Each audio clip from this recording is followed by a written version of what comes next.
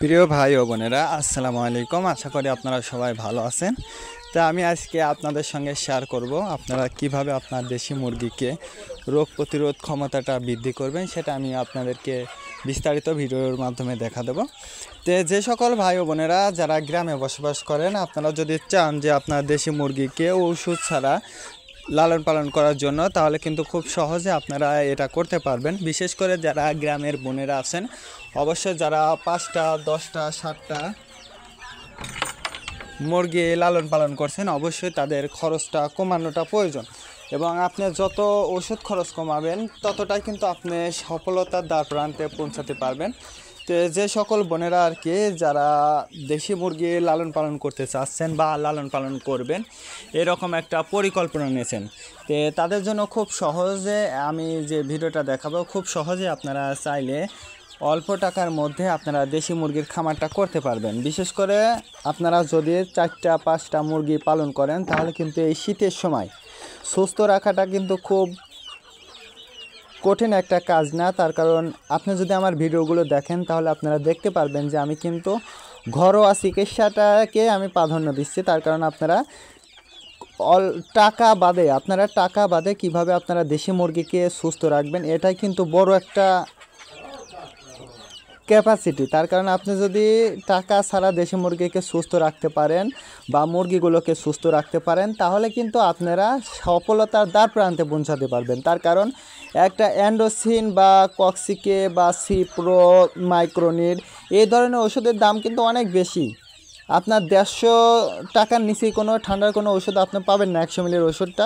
কিন্তু আমি গ্যারান্টি দিচ্ছি, আপনি যদি এইভাবে গাছের পাতা দিয়ে চিকিৎসা করতে পারেন, তাহলে কিন্তু আপনারা ইনশাল্লাহ আপনারা সফলতার দ্বার প্রান্তে পৌঁছাতে পারবেন। এবং আপনারা যারা গ্রামে, যে সকল বোনেরা গ্রামে বাস করেন, তারা কিন্তু একটু চেষ্টা করলে কিন্তু একটা ছোট্ট পরিসরে খামার কিন্তু আপনারা করতে পারেন। তার কারণ আপনারা দেখেন যে আপনার বাড়িতে কিন্তু ভাত থাকে, ধান থাকে, চাউল থাকে, গম থাকে, ভুট্টা আসলে সব অঞ্চলে থাকে না, তারপরেও কিন্তু কম বেশি কিন্তু থাকে।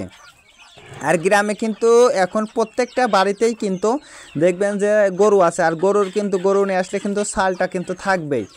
তো ছালের মাধ্যমে যদি আপনারা সকালবেলা অল্প ছাল দিয়ে যদি দেখেন, আমি কিন্তু কী দিয়ে খাওয়াচ্ছি জানেন, আমি কিন্তু ভুট্টার গুঁড়া দিয়ে আমি কিন্তু আমার মুরগির যে আজকে যে পাতাটা দিয়েছি, এটার রস কিন্তু আমি আমার মুরগিকে কিন্তু ভুট্টার গুঁড়ার সঙ্গে মিক্স করে দিয়েছি। তার কারণ যাতে এই সকালবেলা যদি আপনারা এই পদ্ধতিটা অবলম্বন করতে পারেন বা এই রসটাকে যদি আপনারা খাওয়াইতে পারেন, দেখবেন যে ইনশাল্লাহ আপনার মুরগি 100% ওষুধটা তাকে কভার করবে বা কাজ করবে। তার কারণ সকালবেলা কিন্তু বাসি পেটে কিন্তু এই গাছপালা কাজ করে বেশি আর কি। তো সেক্ষেত্রে আপনারা কিন্তু এই পদ্ধতিটা অবলম্বন করতে পারবেন, তাহলে ইনশাল্লাহ দেখবেন আপনার মুরগিটা দ্রুত সুস্থ হয়ে যাবে। তারপরে যে বিষয়টা বলবো, এখনও যারা দেশি মুরগির খামারটা শুরু করেন নাই, যে সকল বোনেরা গ্রামে এখনও বাস করতেছেন কিন্তু এখনও দেশি মুরগির খামারটা বা মুরগিটা শুরু করতে পারেন নাই বা করেন নাই, আমি তাদেরকে বলবো যে আপনারা শুরু করেন। প্রথমে আপনারা প্রয়োজনে 2টা মুরগি বা 3টা মুরগি দিয়ে আপনারা শুরু করেন। যদি আপনারা 2টা বা 3টা দিয়ে মুরগি দিয়েও যদি আপনারা শুরু করেন, দেখবেন যে 6 মাস পরে আপনার মুরগির কতগুলো হয়।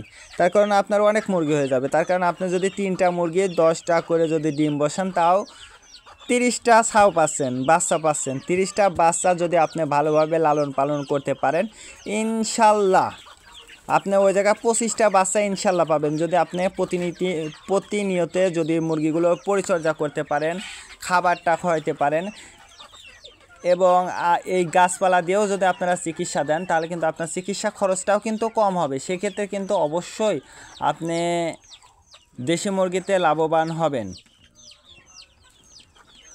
এই জন্য আমি বলবো যে আপনারা দেশি মুরগির খামারটা শুরু করেন এবং দেশি মুরগিটা লালন পালন করতে যদি চান, অবশ্যই একটু চেষ্টা করেন, পরিশ্রম করেন, ইনশাল্লাহ দেখবেন সফলতা আসবে। সেটা আজ হোক, কাল হোক, 2 দিন পর হোক, আসবে।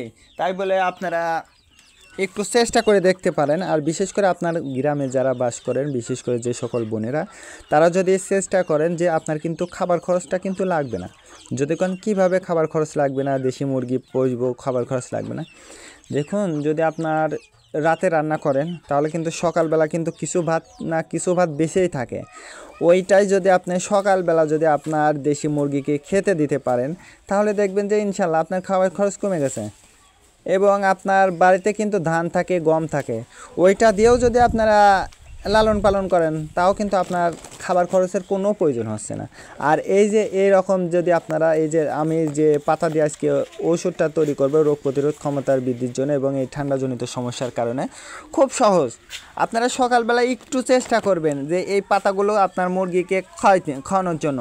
যদি মনে করেন যে আমি এই পাতাগুলো সেটকায় দেবো না, শুধু কুটি কুটি করে কেটে বা ছিঁড়ে দেবো, সেটাও কিন্তু আপনারা পারেন।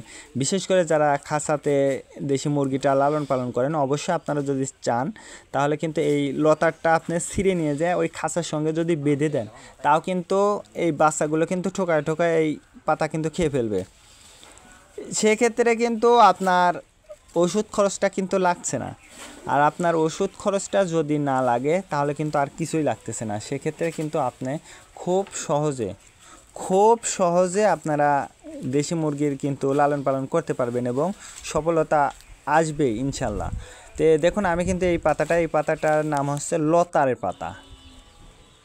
এটা হচ্ছে লতারের পাতা। এটা কিন্তু সাধারণত যে জায়গায় ঝোপঝাপ থাকে সেই জায়গায় কিন্তু আপনারা এই পাতাটা পেয়ে যাবেন। তো আমি এই পাতাটা কিন্তু এখন ধুয়ে নিয়ে সুন্দরভাবে থেতলে রস তৈরি করব। তার কারণ আমি ফার্স্টেই দেখাইছি, আমি কিন্তু এই রসটা কিন্তু আমি ভুট্টার গুঁড়ার সঙ্গে মিক্সড করে দেবো যাতে তারা ফুলফিল খেয়ে থাকে।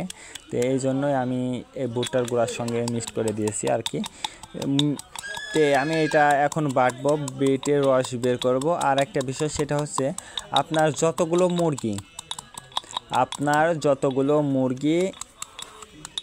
মুরগি প্রতি মিলি 1 মিলি কিন্তু 1 লিটারে দিতে পারেন বা হাফ লিটারে দিতে পারেন, সেটা আপনার উপর নির্ভর করবে। তে দেখুন আমার এই পাতার রসটা কিন্তু তৈরি হয়ে গেছে, এইভাবে কিন্তু তৈরি হবে। তে চাইলে কিন্তু আপনারা এইভাবে আপনার